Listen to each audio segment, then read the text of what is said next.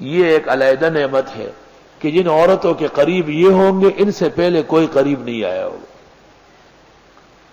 ظاہر بات ہے دنیا کے نظام میں تو یہ امکان ہوتا ہے کہ آپ نے بیوہ سے نکاح کیا، آپ نے مطلقہ سے نکاح کیا، کسی مجرمہ سے نکاح کیا. جنت میں ایسا نہیں ہے. عجیب بات ہے. اس سے پتہ چلتا ہے کہ ان عورتوں کو دھل دھلا کے وہاں بھیجا جائے گا. دوسری بات یہ معلوم ہوئی کہ جس طرح انسان عورتوں سے زنا کرتا ہے اس طرح جنات بھی کرتے ہیں. فتاوی شام میں ایسے واقعات درج ہیں اور ان کا حکم لکھا ہے کہ اگر کوئی عورت کہے کہ میرے ساتھ جن زنا کرتا ہے، میں نے ایسا کیس دیکھا ہے. امام ابو حنیفہ کی قبر پر خدا کی کروڑوں رحمتیں ہو، انہوں نے فرمایا نکاح ہو ہی نہیں سکتا. اس وجہ سے جنات امام ابو حنیفہ سے بہت خفا ہے. اور اتنا زبردست فتویٰ ہے کہ اگر کوئی شخص یہ کاغذ پر لکھے کہ امام ابو حنیفہ نے فرمایا کہ جن اور انس کا نکاح نہیں ہو سکتا، خدا کی قسم جن 100 میل دور بھاگے گا. اس فتوے سے بھاگتا ہے.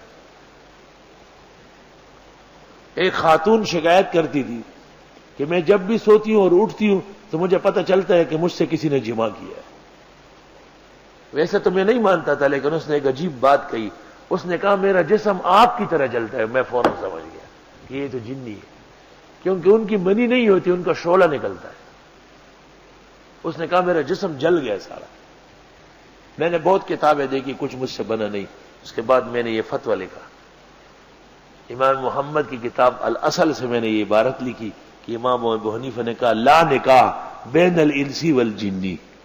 اور اس کو میں نے اس کو تعویذ بنا کے جان چھوٹ گئی، کس ختم ہو. یہاں ایک بوڑھا سا بابا آیا دفتر کے سامنے، مجھے کہتا ہے کہ صرف ایک امام دنیا میں ابو حنیفہ ہے اور کوئی نہیں ہے. میں نے کہا کہ سارے ائمہ ہیں. کہا آپ ایک امام کے فتوے کیوں لکھتے ہیں؟ میں نے کہا اس لیے کہ میں ایک امام کا ماننے والا ہوں. میں نے کہا آپ کا امام کون ہے؟ یک دم غائب ہو گیا. میں سمجھ گیا کہ یہ بے ایمان تھا بڈھا بابا. یہ جو خواتین بے موسم اور بے موقع عطر خوشبو لگاتی ہے اور بے موقع اٹھتی بیٹھتی ہے، ان سب سے جنات لگ جاتے ہیں. آسان طریقہ یہ ہے صبح 3 مرتبہ فاتحہ اور 3 مرتبہ آیت الکرسی، اور رات کو 3 بار فاتحہ آیت الکرسی، ہاتھوں پہ دم کر کے سر سے پاؤں تک دم کر لیں، اور آخری صورتیں بھی. کوئی جن ون نہیں آئے گا.